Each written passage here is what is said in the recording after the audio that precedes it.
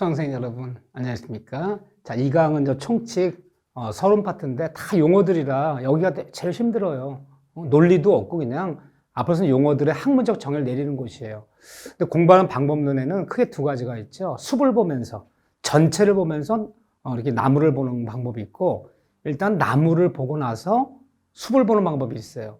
근데 우리 짧은 시간에 공부하는 것은 일단 각격파해야 돼. 아, 나무가 없는데 숲을 어떻게 봅니까? 여러분 너무 초학자라 용어들도 모르는 상태에서 이 전체가 어떻게 되는 거야? 너무 그런 신경 쓸 필요 없어요.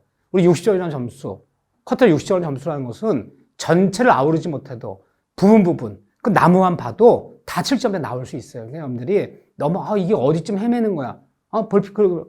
우리 민법 전부가 시험범위 아니란 말이에요. 필요한 부분만 발췌해서 시험범위 삼았기 때문에 어차피 전체를 놀적끼기 힘들단 말이야. 그러면 그때그때 집중해서 그 파트만 집중하면 돼요.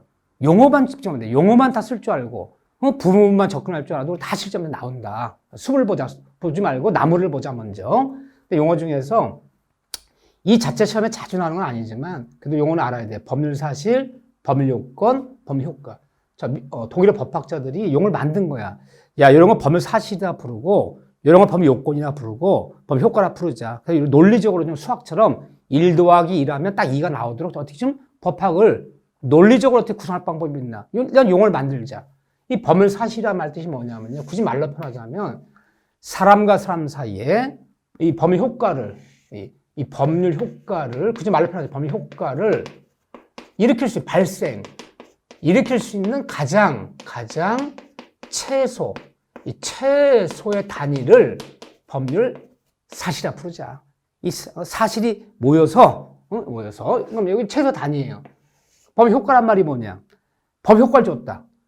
매매 효과, 임대차 효과, 전세권의 효과, 저당권 효과. 법률 효과란 말이 떨어지면 사람과 사람 사이에 권리 의무가 생기는 거, 발생하는 거. 매매가 이루어지면요, 매매가 성립하면 매도인은 매수인에게 대금 지급청구의 권리가 발생해요. 물론 매수인 매도인에게 대금 지급 의무가 발생하고요.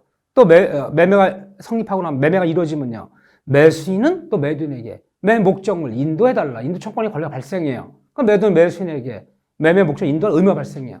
그럼 대금 청구권의 발생이니, 목적 인도 청구권의 발생이니, 이 권리가 발생의 법률 효과예요. 그 효과를 일으킬 수 있는 가장 최소의 단위를 법률 사실이라 불러요. 그러면 이거 물질로 얘기하면 이게 원자. 이거 밑에 쪼개지진 않아요. 자, 그럼 법률 요건이 한 말이 뭐냐? 법률 요건이야 법에서 요구하는 조건. 법에서 요구하는 조건이에요. 법에서 요구하는 조건. 이 법에서는요, 지들이 요구하는 조건을 다 법적으로 규정해 놓고 있어. 매매가 이루어지려면 어떤 요건이 갖춰져야 되는지, 어떤 조건이 갖춰져야 되는지, 임대차가 이루어지려면 어떤 요건이 갖춰져야 되는지, 전세권, 저당권이 성립하려면 어떤 요건이 갖춰져야 되는지, 법적으로 다 정해져 있단 말이야. 법에서 요구하는 조건. 근데 이 요건은요, 사실이 모여서 요건이 되는 거야. 이게 모여서 요건이 되는 거야. 얘가 모여서 이게 된다는 거예요. 그럼 몇 개 사실이 모여야지, 몇 개 원자가 모여야지 하나의 분자, 이거 분자라고 보면 돼요. 이게 모여서 이게 되는 거예요. 사실 요건이 되는 거예요. 근데 때에 따라서는요, H2O, 물이 되려면 H가 2개가 있어야 되고, O가 하나 있어야 되잖아요. 그건 분자식에 따라 다 다르지. 요건에 따라 다 틀려요. 때에 따라 2개의 사실이 모여서 하나 요건이 되기도 하고, 3개의 사실이 모여서 하나 요건이 되기도 하고, 그건 경우에 따라 다르지만 어쨌든 얘가 모여서 얘가 된다. 사실이 모두 요건이 된다. 그럼 요건이 된다. 그럼 요건이 모두, 분자식이 모두 구비되면, 갖춰지면 자동으로 뭐가 발생해요? 분자식이 모두 갖춰지면 자동으로 물질이 발생하네, 물질. 이게 법률 효과예요. 요건이 충족되면 효과는 자동으로 발생한다. 굳이 말하자면, 이게 맞는 얘기는 아니죠. 쉽게 얘기하자. 법률 사실이 모여서 법률 요건이 되고, 요건이 모두 구비되면 법은 자동으로 뭘 준다? 법률 효과를 줘요. 법률 효과가 자동으로 발생해요. 이렇게. 분자식이 갖춰진 물질이 자동으로 생기듯이. 그러면 법률 효과란 말이 뭐였어요, 제가? 사람과 사람 사이에 뭔가 권리가 발생할 법률 효과라고 했어요. 그럼 뒤집어 보자고요. 어떤 사람 사이에 권리가 발생했어. 자, 임대차계의 책을 내서 임차인은 임대인에게 차임을 지급할 의무. 임대인은 임차인에게 월세를 지급해달라는 권리 의무가 발생했어. 그럼 뭔가 이 차임 지급 의무니 차임 지급 청구할 권리 의무가 발생했다는 얘기는 뭔가 요건이 충족된 거야. 무슨 요건? 임대차 요건이 충족된 거야. 자, 매도인과 매수인 사이에 뭐 대금을 지급해달라, 물건 인도해달라 이런 권리가 발생했다는 얘기는 법률 효과가 발생했다는 얘기는 뭔가 요건이 충족된 거야. 무슨 요건이? 매매한 요건이 충족된 거야. 그러니까 매매한 요건이 충족하려면 뭐 법률 사실로 이루어져요. 뭐 청약이다, 승낙이다, 의사가 합치돼야 돼. 이 거꾸로 보면 돼. 아, 사람 사이에 뭔가 법률 효과, 권리가 생겼다는 것은 뭔가 요건이 충족됐다는 얘기구나. 그 요건은 법률 사실로 충족하라는 거구나. 그러면 굳이 크기를 그리자면 얘가 모여서 얘가 되는 거니까 얘가 더 큰 거죠, 이렇게요. 그러면 혹시 오다 가다 간단하게 어쩌다 물으면 단다식 문제 물어가 하나밖에 없어요. 이거 하나만 기억하세요. 매매란 요건이 충족되려면 매매한 요건이 충족돼야지만이 대금지 청권이니 물건 있는 청권이 별 효과가 생겨요. 권리가 생겨요, 이렇게요. 매매한 요건 충족하려면 청약 팔겠다라는 의사표시. 의사표시가 있어야 돼요. 이게 하나 있어야 돼요. 이게 이제 원자예요. 더 이상 안 쪼개져. 이거 갖고 안 돼. 승낙. 오케이. 사겠다라는 승낙. 승낙에 의사표시가 있어야 돼요. 청약이다, 승낙, 팔겠다, 사겠다. 그럼 기억하세요, 아주. 청약이다, 승낙이다라는 이 의사표시는 굳이 이제 앞으로 많이 쓰려고 의사표시. 청약, 승낙. 이 두 개가 사실이 있어야 돼요. 더 이상 밑에는 더 안 쪼개져. 그럼 아직 기억하세요. 청약이다, 승낙, 의사표시, 법률, 사실. 이게 모여서 이제 매매라는 법률 요건이 충족될 거야. 매매라는 법률 요건이 충족되려면 팔겠다, 갑이 청약, 팔겠다, 1억 원에, 오케이, 사겠다, 1억 원에, 승낙이 서로 뭐가 돼야 돼요? 합치가 돼요, 합치. 내용이 일치해야 돼요. 그러면 청약, 승낙이 합치되면요. 물건을 얼마에 팔겠다, 주택 얼마에 사겠다, 1억 사겠다. 내용이 일치했죠? 그러니까 매매라는 요건이 충족된 거야. 요거 충족되면 매도인과 매수인 사이에 매도인은 매수인에게 대금을 지급해달라. 대금 지급 청권이라는 권리의 발생. 매수는 매도인에게 물건 인도 청권. 아, 매목적 인도해달라. 목적물 인도 청권의 권리 발생. 이거 뭐예요? 법률 효과죠, 이건요. 요건 충족 효과는 자동으로 생기는 거예요. 이렇게. 아직 기억합시다. 청약이다, 승낙이다. 의사표시가 뭐냐고 굳이 물으신다면 의사표시가 뭐냐 알아본다면 의사표시 법률 사실. 매매니 임대차니 저당권이 전세권이 요건이 모두 갖춰요. 그러면 매매라는 것은 법률 요건이야. 이 요건이 충족된 거야. 요건이 충족돼 버리면 대금 청권이니 물건이 청권이나 권리 발생 법률 효과. 자, 기억하세요. 매매는 법률 요건. 이제 매매 같은 걸 뭐라 부르냐? 법률행위라 불러요.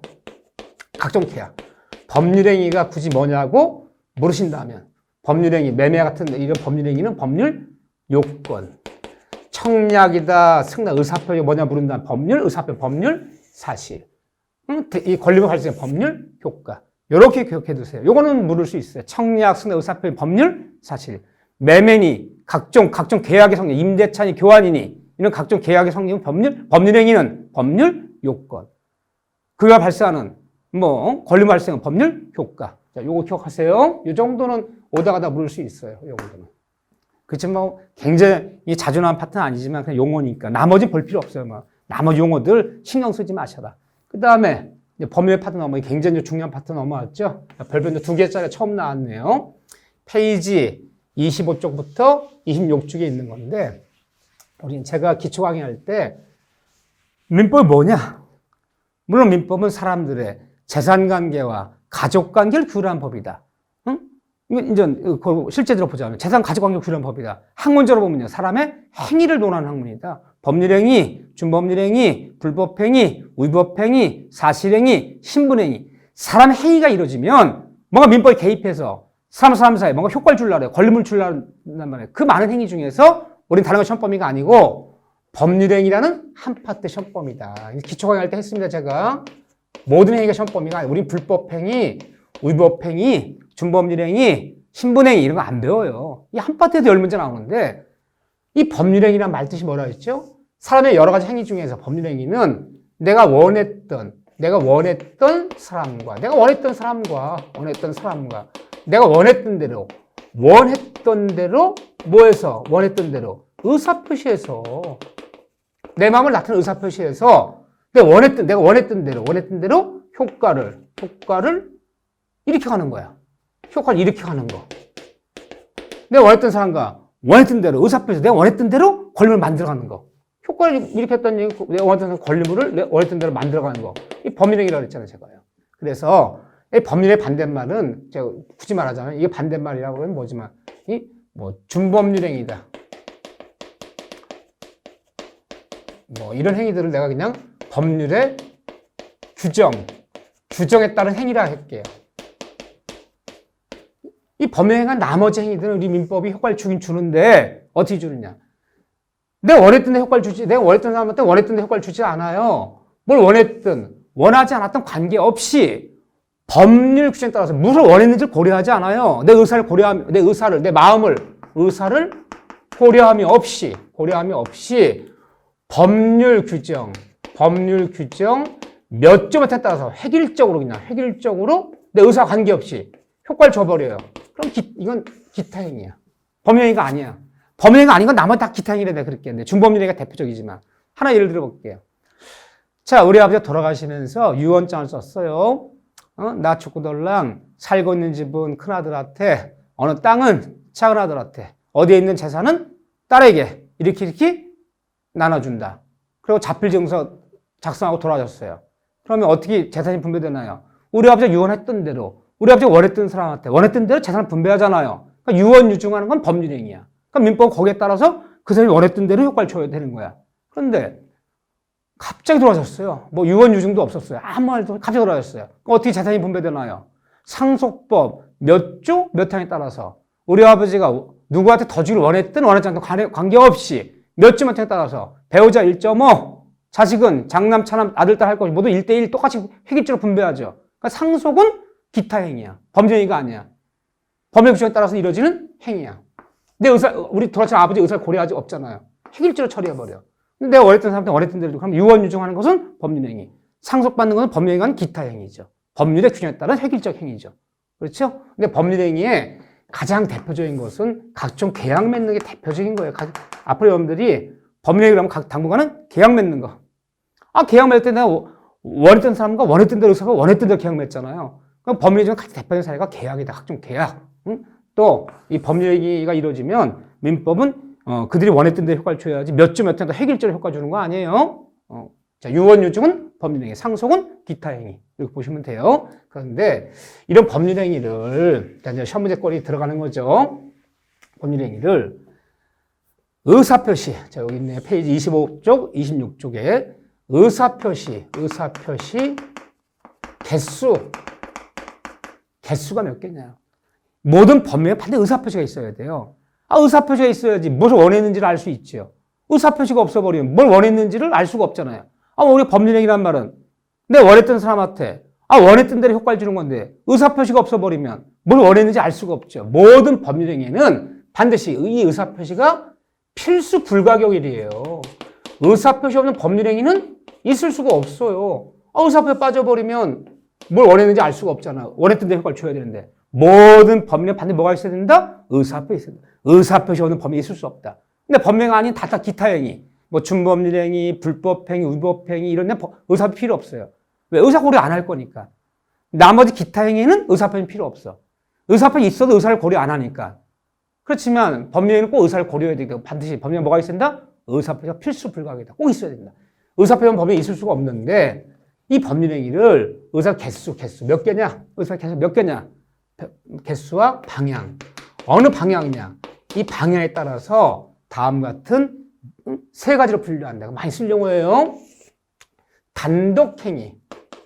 앞으로는 전 행위란 말 많이 쓸 거면 민법 시간에 단독행위, 예를 들면 합동행위, 불법, 예를 들면 요식행위, 불요식행위, 채권행위, 물권행위.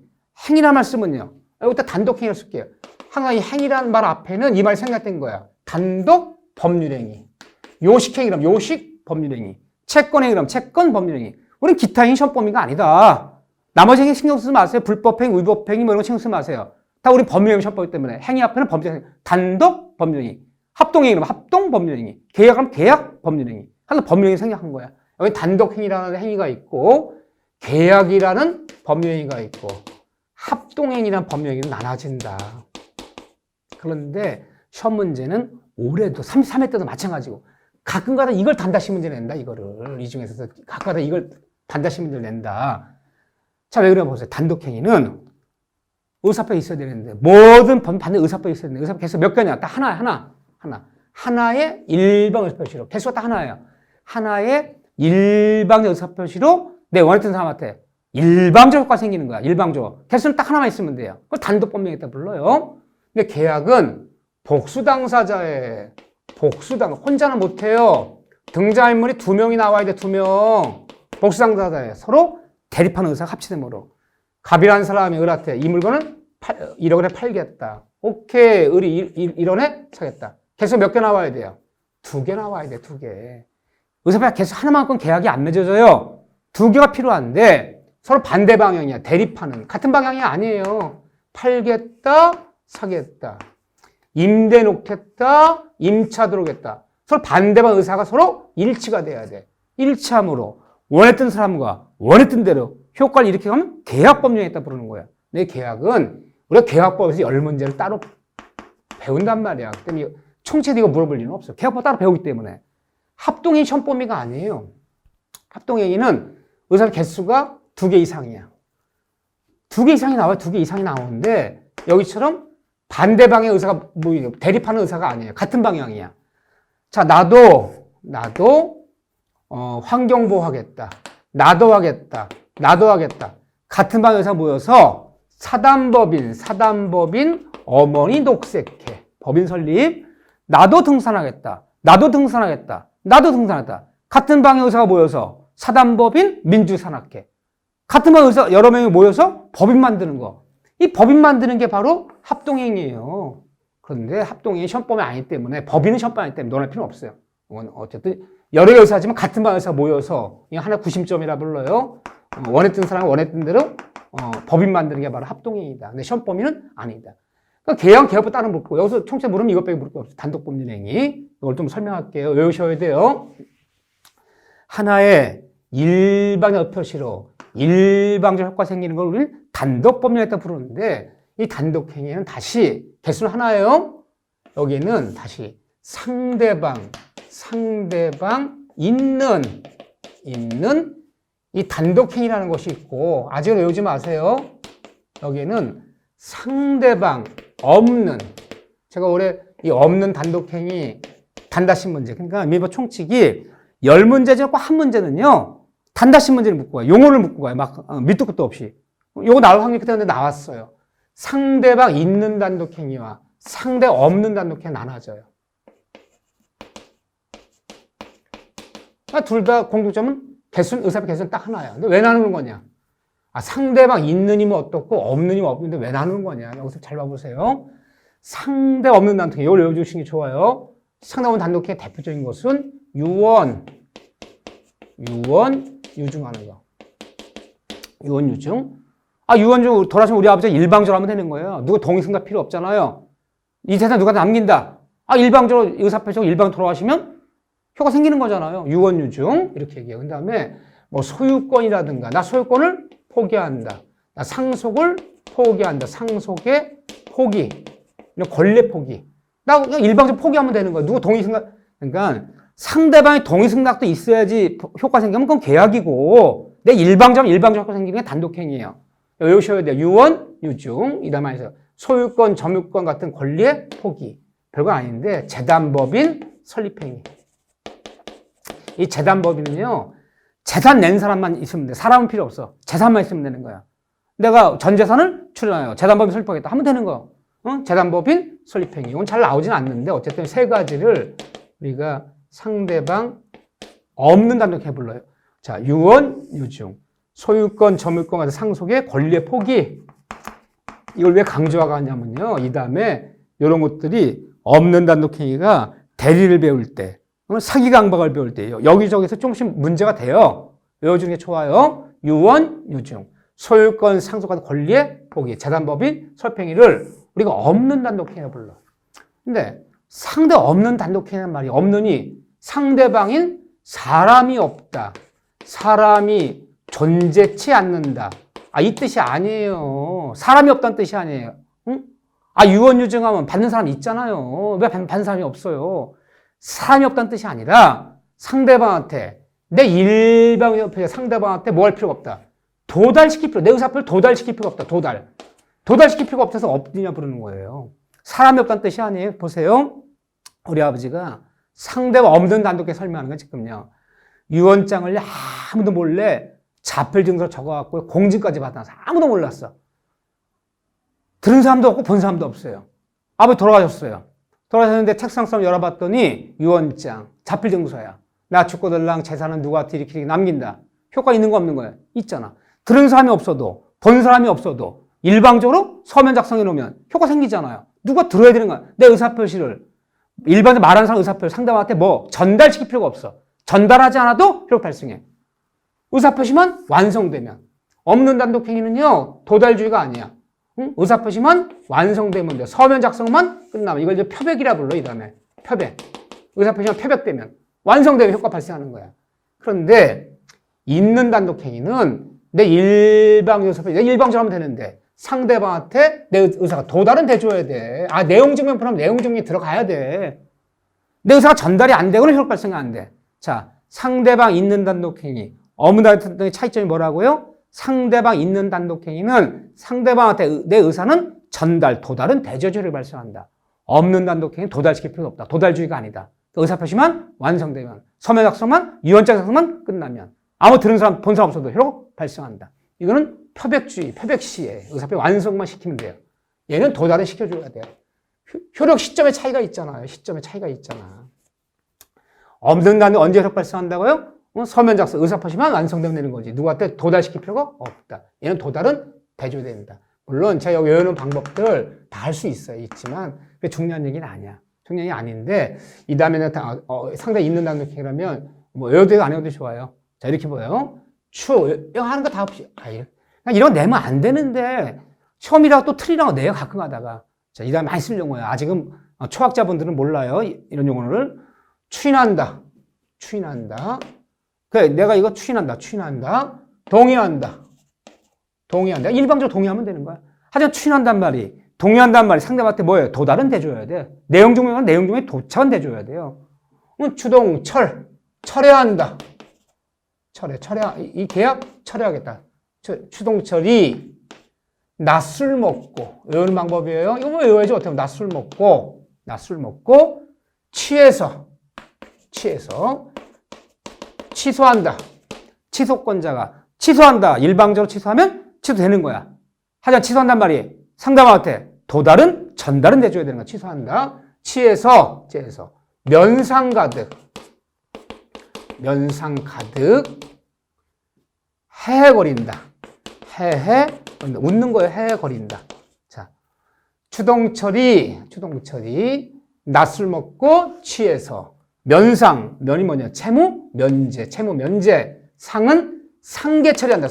일방적으로 되는 거야. 해제는 해지. 뒤에 다 배울 용어들이야. 계약법에 다 배울 용어들이죠. 그래서 앞서 따서 8가지예요. 상당히 있는 단독행위라면 추동철이 낮술 먹고, 이건 아무도 낮술 먹고, 취해서 취소. 면제, 채무 면제. 상계한다. 면상가득, 해거린다. 해지. 이 8가지를 있는 단독행위라 불러요. 요거 추동철이 낮술 먹고 취해서 면상가득, 해거린다. 이 8가지는 상대 도달은 대줘야 된다. 다만 8가지 이 단독행위 중에서 그냥 나온 김에 요거 외워주셔야 없는 단독 외워달라 그랬어요. 유언, 유증, 소유권, 상속, 권리 포기. 설립표기는 의사표시만 완성되면 되는 거지. 누가 도달시킬 필요가 없다. 전달하지 않아도 된다. 사람이 없다는 뜻이 아니다. 전달시킬 필요가 없다 해서 없느냐 부르는 거지. 사람은 있는 거예요. 외워줘야 되는데. 그런데 이왕 나온 김에 이 다음에 보면 이 8가지가 있는 단독행위인데 상대방 있는 단독행위. 상대방 있는 이 단독행위 중에서 이 소고표가 있는 게 있어. 소고표. 이제 소고표란 말이 뭐냐? 과거로 돌아가는 거예요. 과거로. 응? 취소한단 말이 5월 5일 날 취소한다면 떨어지면 5월 5일부터 그 계약이 소멸하는 것이 아니라 계약은 만약 3월 5일로 돌아가서 없어지는 거야. 과거로 돌아가는 걸 소급표라 불러요. 이 소급표에 있는 단독행위가 세 가지가 있어요. 자, 이렇게 잡다 여기가요. 소급표에 있는 단독행위 그러면요. 취소한다. 취소. 해제. 계약을 해제한다. 상계 처리한다. 내가 500만 원 받을 돈이랑 내 줄 돈 300만 원이 있어. 300씩 내가 까버리겠다. 내가 200만 줄게. 같은 액수를 이렇게 없애버리는 거예요. 500 받을 게 있고 300 줄 게 있으면요. 300씩 까버리는 거. 그러니까 200만 주면 되잖아요. 그 상계 처리했다는 거예요. 채무자 단독행위, 상계한다. 이 세 가지는 소급표가 있어요. 소급표에 있는 단독행위, 취소, 해제, 상계는 과거로 돌아간다. 과거로 돌아가서 그 문제된 시점으로 가서 다 없었던 일이에요. 이날부터 없어지는 것이 아니라 문제된 시점으로 돌아가서 다 없어지는 거야. 과거로 돌아가는 것을 소급했다. 소급표의 단독행위, 취소, 해제, 상계 이렇게 해주시고, 근데 이 단독행위는 자, 있느냐 없는 단독행위 있는데 이건 암기하는 거야. 죄송해요. 너 외우라면 죄송하더라. 근데 뭐 용어들이니까 어쩌다 한 문제 나오는데 이 자체가 중요한 건 아니지만 많이 쓸 용어들이기 때문에. 근데 단독행위는 상대방 입장에서 볼 때는 유리한 거 불리한 거예요. 불리한 거예요. 얘가 일방적으로 효과 생겨버려요. 상대방 입장에서 굉장히 불리한 거예요. 그렇기 때문에 단독행위는 법정주의라고. 단독행위는 법정주의다. 상대방 입장은 굉장히 불리한 거기 때문에 법률에 규정이 있을 때 한해서만 이걸 허용한다는 거예요. 우리 민법에 취소는 해제권자가 취득권자 일방적 의사표시한다. 일방적 의사표시를 한다. 이 규정이 있을 때만 허용해. 규정이 없으면 허용하지 않아요. 일방적 의사표시를 한다. 규정이 있을 때만. 규정이 없으면 안 된다. 즉 단독행위는 자유의 원칙이 아니에요. 계약은 자유의 원칙이야. 계약은 법의 규정 없어도 얼마나 자유롭게 창설할 수 있어. 니스 계약, 렌트 계약 합의만 되면 다 창설할 수 있어. 단독행위는 창설이 안 돼. 법률의 규정이 있을 때만 허용합니다. 두 번째는 이 단독행위 할 때는요. 조건이라든가 기한 이런 걸 붙이면 안 돼요. 조건 기한을 붙일 수 없다. 가뜩이나 일방적 의사표시인데 이 조건 기한을 붙여버리면 상대방 너무 불리해져. 하려면 그냥 해. 뭘 붙이지 마라. 조건 기한 붙일 수 없다. 이런 거 붙이는 거 허용 안 한다. 또 하나는 잘 봐보세요. 이 세 번째가 어려워요. 물론 이런 것들은 이런 다 문제풀이 할 때. 이제 염두에 이제 7월달, 8월달쯤이 공부 시작하면 다 이제 문제풀이 들어갔을 때는 이제 수학을 결실을 거두는 거야. 그때부터. 지금 씨를 뿌리는 거예요. 씨를 뿌리고 기본수 할 때 씨를 뿌리고 뭘 작물을 심어야지 이 다음에 거둘 게 있는 거지. 씨도 안 뿌리고 아무리 마음이 급하다고 해서 작물도 안 심고 그냥 막 문제풀이 가서 막 거둘라면 되겠습니까? 순서를 지켜야 되는 거야. 지금 봄철이에요, 지금. 씨 뿌리고, 작물 심고, 이제 재배를 해야 돼, 이제. 씨도 안 뿌리고 싹이 나올 바라면 안 되잖아. 씨를 하는데, 그때가 더 중요하지만, 단독행위는 법률 규정이 있을 때만 허용한다. 상대방한테 불리하기 때문에. 단독행위 할 때는 조건 붙이지 말아라. 조건부 동의, 조건부 취소, 조건부 해제, 이런 거 하지 마. 하려면 그냥 이거 붙일 수 없다. 세 번째는, 이 단독행위로 규정되어 있는 것을 일방적 의사표시한다. 단독행위로 규정되어 있는 것을 두 사람의 합의로 계약으로 계약이라는 게 두 개 의사가 합치되어야 돼요. 계약으로 바꾸는 거, 전환되는 거 허용해요. 우리 민법에 일방적 의사표시한다 규정되어 있는 것을 합의하에 이렇게 계약으로 바꾸는 거 가능하다. 그래서 이 다음에 보면 해제는 해거린다. 이 단독행위야. 일방적인 단독행위. 해제, 계약이라는 말. 쓸 수 있는 용어예요. 단독행위 규정되어 있는 것을 두 사람이 합의만 되면 계약으로 바꿀 수 있다, 없다? 있다. 그런데 계약으로 되어 있는 것을 매매는 계약이야. 매매 계약. 혼자 못 맺은 매매. 두 사람 나와야 돼. 매도인, 매수인, 임대인, 임차인. 복수당사자. 서로 대표사 의사표 두 개가 있어야 돼요.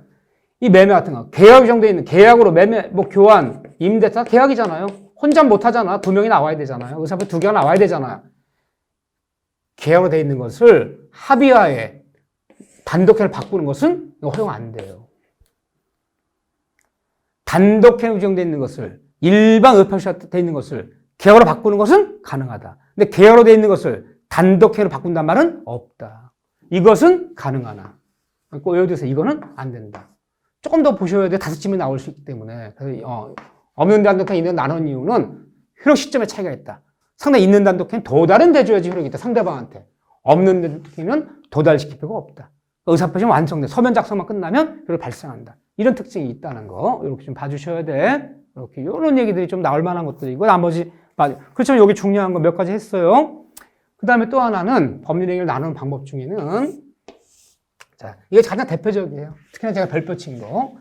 앞으로 많이 쓸 용어 중에서 많이 쓸 용어 또 이렇게 나누는 방법도 있고 사람을 분류해봐라 그러면요. 남자 여자 이렇게 나눌 수도 있지만 나이별로 분류하면 어린이, 유아, 청소년, 청년 이렇게 분류할 수도 있고 혈액형을 분류하면 A형, B형 막 분류할 수 있잖아. 여러 분류 방식이 있는 거야. 그중에 대표적인 것은 개수와 방에 따라 단독 법률행위, 계합동행 이게 제일 대표적이고 두 번째 대표적인 것은요. 이 재산 관계에서 이 재산에만 이런 거 재산 관계에 다루는 법률에서 채권행위 했다. 신분행위에 혼인하고 약혼하고 입양하는 신분행위에 뭐 채권행위, 물권행위 하고 재산에 관련되는 거야. 이 재산에 관련되는 법률 중에서 채권행위 했다.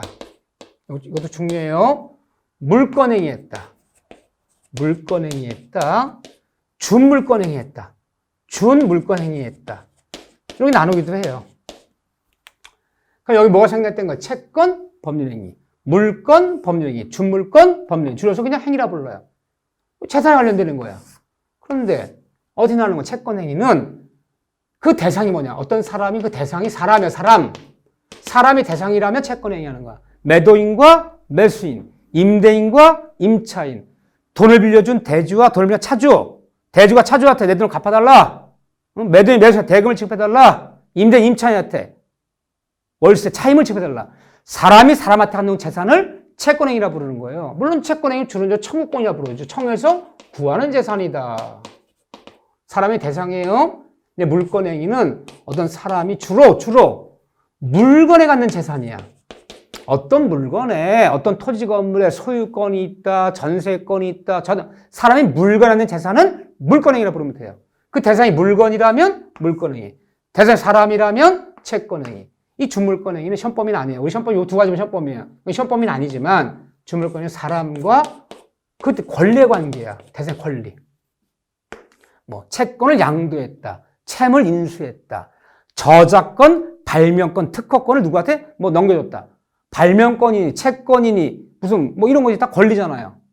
채권 양도 양수, 권리, 대상의 권리라면 준물권행위.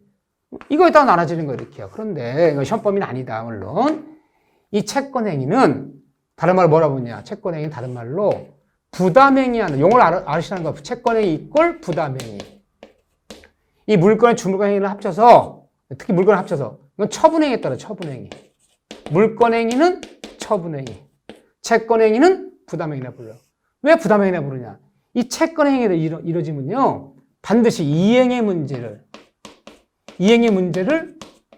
남겨요. 채권 다 끝난 게 아니야. 뭔가 이행해줘야 돼. 돈을 빌려갔다면 갚아줘야죠. 매매를 맺어서 매도인 매수한테 대금 청구권이 발생하면요. 대금을 지급해달라고 요구했더니 대금 지급받아야죠. 상대방이 이행해주지 않으면, 상대방이 도와주지 않으면 만족하지 못한 대상이에요. 아무리 내 채권이 많으면 뭐합니까? 채무자가 이행을 안 해주는데. 반드시 이행을 남긴다. 채권자가 채무자 청에서 구했을 때 채무자가 이행해줘야지 만족하는 재산이다. 근데 이 물권행위는 다 끝난 거예요. 더 이상 이행의 문제를 더 이상 남기지 않아요. 다 끝난 거야. 여러분들이 부동산 매매계획 처리돼서 오늘 계약 썼어요. 얼마 사업 팔기라고 중도금 언제 주기라고 장은 치르다. 오늘 매매계획 쓴 날은 채권행위 한 거야. 계약 쓴 날은요. 그만큼 다 끝난 게 아니잖아. 그 계약에 따라서 약속한 날 때 중도금을 지급하고 잔금을 지급받아야 만족하는 거잖아요. 그 잔금 치르고 매수인이 등기 냈어. 소유권 이전 등기 냈어. 이게 처분행위예요. 이전 등기 내면 물권행위야. 그 등기가 나는 순간 소유권 취득하잖아요. 그럼 잔금 치르고 이전 등기 내면 더 이상 이행 문제 없지. 다 끝난 거죠? 이 문제는 되지 않아. 보통은 이게 원인이 되어서 결과적으로 이루어지는 것이 물권행위야. 그럼 등기 내버리면요. 다 끝난 거죠? 더 이상 이해 문제 남기지 않는다. 그래서 물권행위는 처분행위다. 더 이상 이해 문제 남기지 않는다. 뭔가 이해 문제 남기면 이건 채권행위했다 부르고. 근데 왜 나눈 거냐? 이렇게 푸는데 보통 이렇게 되는 거예요. 그런데 차이점. 항상 우리 차이점을 기억하셔야 돼. 채권행위는 부동산 매매계약 맺고 임대계약 맺고 각종 계약 맺는 게 채권행위야. 그 계약서만 갖고 다 끝난 게 아니야. 그 계약에 따라서 뭔가 이행을 해줘야 될 거 아니에요. 그러니까 각종 계약 맺는 게 채권행위야. 이 채권행위는 무권한자. 무권한자. 그럼 무권리자가 남의 물건을 매매계약서 썼어요. 남의 부동산 임대계약 맺었어요. 채권행위는 무권한자, 무권리자 채권행위도 그 채권행위도 계약 자체는 유효한 거야. 이게 무효가 아니에요. 계약 자체는 유효해요. 너 남의 거 매매했잖아. 넘기면 될 거 아니야. 우리 형 건데 너 잔금처럼 넘기면 못 넘기면 계약 위반에 따른 채무불이행책 물어. 무권한자, 무권리자의 그 각종 계약은 매매건 교환이건 임대차기건 채권행위는 유효해요. 그런데 무권한자, 무권리자의 물권행위 이걸 다른 말 처분행위라고 불러. 앞으로 여러분들이 물권행위, 처분행위 그러면 하나만 생각하자고요. 우리는 동산 안 물어. 부동산 물을 거야. 각종 등기 내는 거, 등기. 이 등기 내는 게 처분행위, 물권행위 하는 거예요. 잔금처럼 등기 냈어. 그럼 이게 물권행위 이루어진 거예요. 근데 무권한자, 무권리자가 등기를 내줬어. 남의 거 위조해갖고요. 남의 부동산 등기를 내줘서 등기를 앞으로 물권행위, 처분행위라면 각종 등기 내는 거. 등기 내는 행위를 물권행위라고 본다. 처분해보는데 무권한자, 권리가 없는 애가 남의 부동산 위조문서 통해서 등기를 내줬어.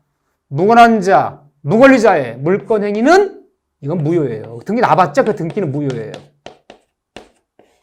요것도 나누는 거야. 기억하세요. 무권한자, 무권리자의 채권의 각종 계약은 그 계약 자체는 유효하다. 무권한자, 무권리자 등기를 내줘서 등기, 처분행 물권의 등기는 그 등기 나면 무권리자, 무권한자 그 등기는 등기 나더라도 무효이다. 차이점 있나 없나요? 이거 외워주셔야 돼. 이거 나오는 거 이거 꼭 기억하세요. 자, 이렇게 나눠진다. 요 얘기는 어디 있나요? 26페이지 26쪽에 있죠? 요거 좀 잘 보주셔야 돼. 자, 여기까지만 먼저 정리를 잘 부탁드립니다. 자, 여러분들 수고하셨습니다.